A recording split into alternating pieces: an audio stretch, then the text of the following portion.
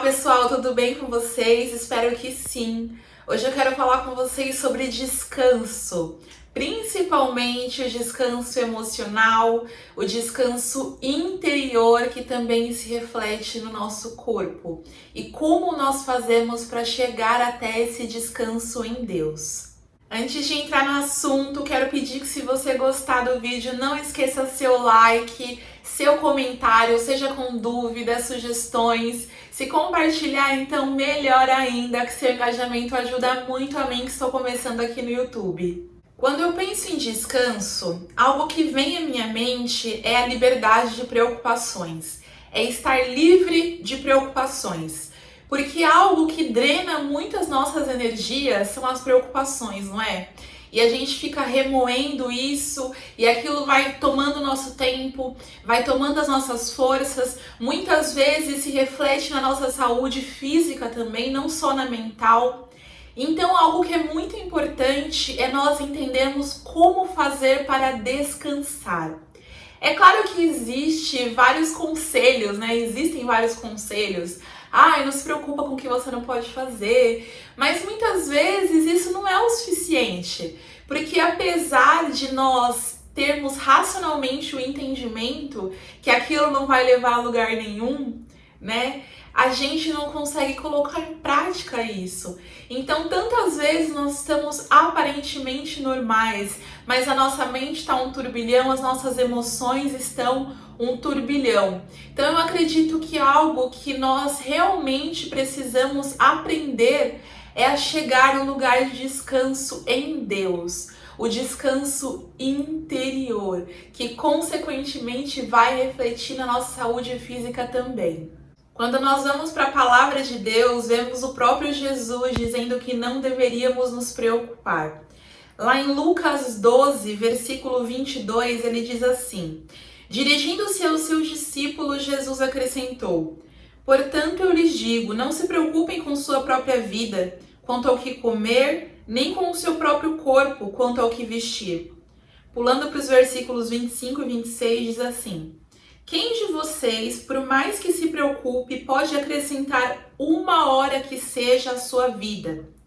Visto que vocês não podem sequer fazer uma coisa tão pequena, por que se preocupar com o restante?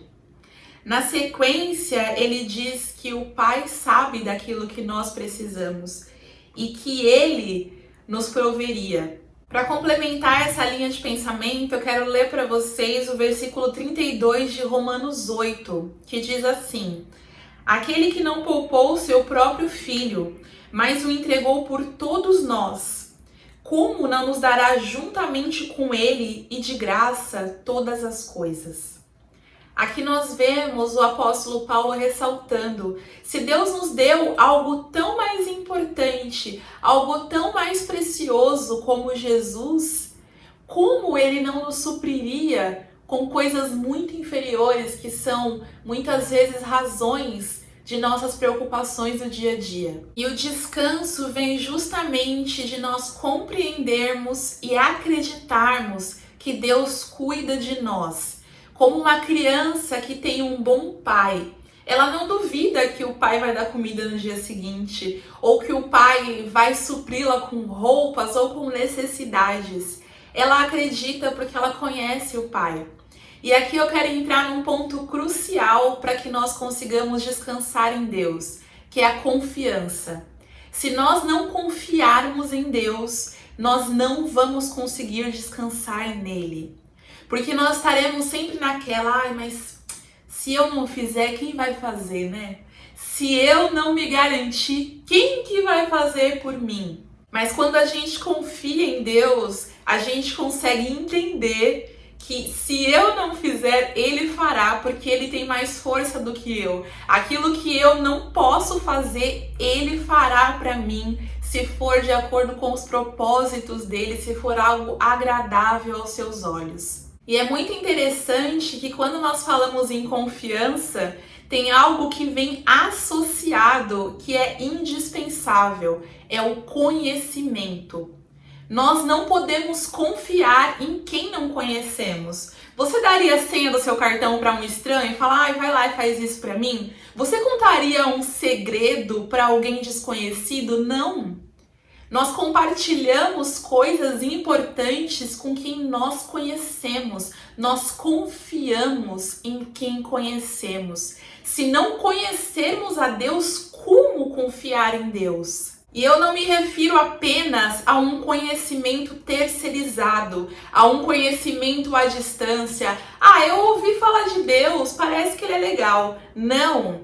Eu me refiro a um conhecimento por experiência. Assim como você conhece seu melhor amigo, seu cônjuge, seus filhos, seus pais, você conhece porque você convive. Você não apenas leu sobre eles. Da mesma forma, nós temos que conhecer a Deus de andar com Ele. Nós temos que experimentar a fidelidade do Senhor. É realmente colocar em prova nas nossas vidas aquilo que as Escrituras dizem que Ele faz. Eu já vivi experiências colocando à prova aquilo que as Escrituras dizem. Algo que chamou minha atenção há alguns anos e que me marcou muito foi quando eu vi numa pregação um pastor dizendo que nós devíamos confiar que Deus nos proveria, que nós deveríamos parar de ficar pedindo emprestado para outro e que para nós vivermos isso, nós deveríamos nos segurar quando nós percebemos que uma situação aperta. Ao invés de nós partirmos para pedir para o outro, nós deveríamos falar com Deus. E dessa forma, eu experimentei a fidelidade de Deus, assim como tantas outras pessoas. Eu já ouvi testemunhos de pessoas que estavam sem comida em casa, oraram a Deus, Deus mandou pessoas levarem. Quando eu descobri que a minha necessidade tinha que ser falada primeiro com Deus, primeiro e muitas vezes unicamente com Deus, isso mudou a minha vida, porque eu pude experimentar um Deus que provê. Não tô falando de um caixa 24 horas, tá? Isso aqui eu já falei em outros vídeos. Tô falando de um pai que cuida dos filhos. E isso mudou por quê? Porque hoje, quando eu vivo uma necessidade, eu falo assim, poxa, se Deus proveu antes, Ele vai prover agora também. E eu confesso para vocês que o lugar do descanso, o lugar em que nós entramos porque confiamos que Deus está cuidando de nós, não é um lugar onde nós estamos permanentemente. Muitas vezes nós saímos de lá porque nos distraímos, porque nós realmente somos levados a nos preocupar muitas vezes. E aí nós temos que voltar para aquele lugar. Eu estou tendo que voltar para aquele lugar agora, para esse lugar de descanso. Eu estou tendo que pensar, Pamela, você não vai resolver tudo. Calma, descansa em Deus.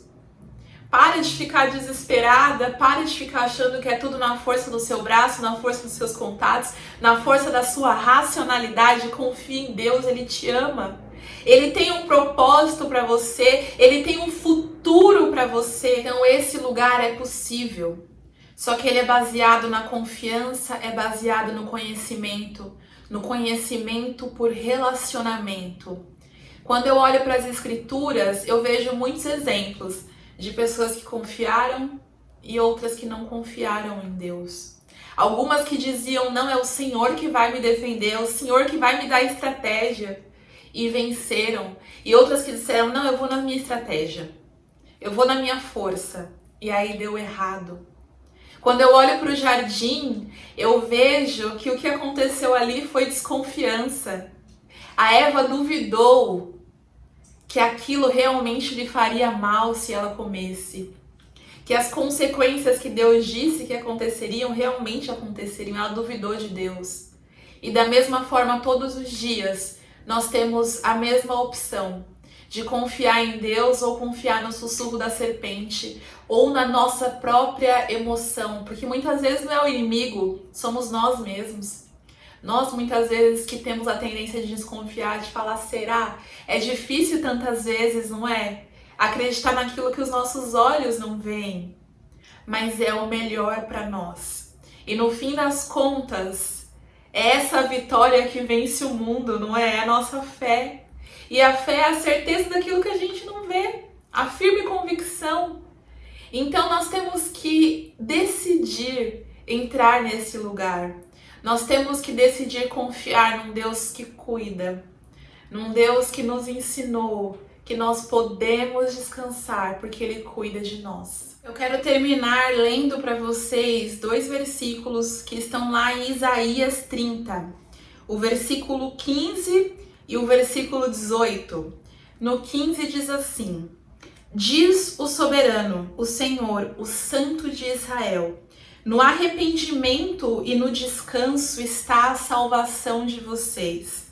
Na quietude e na confiança está o seu vigor. Mas vocês não quiseram. Eu vou ler tudo, tá? Eu ia pular, mas não vou pular. Vocês disseram: não, nós vamos fugir a cavalo, e fugirão.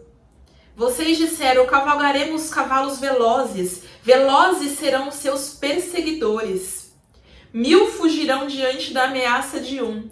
Diante da ameaça de 5, todos vocês fugirão, até que vocês sejam deixados como um mastro no alto de um monte, como uma bandeira numa colina. Ou seja, eles quiseram garantir na sua própria força e não deu certo. Contudo, o Senhor espera o momento de ser bondoso com vocês. Ele ainda se levantará para mostrar-lhes compaixão, pois o Senhor é Deus de justiça. Como são felizes todos os que nele esperam. Olha que promessa poderosa da palavra de Deus. É com isso que eu quero me despedir de você, te dizendo: confie, descanse. E ao te dizer, eu estou dizendo para mim também: Pamela, confia, Pamela, descansa, porque o Senhor é bom e Ele cuida de nós. Um beijo para você e até a próxima.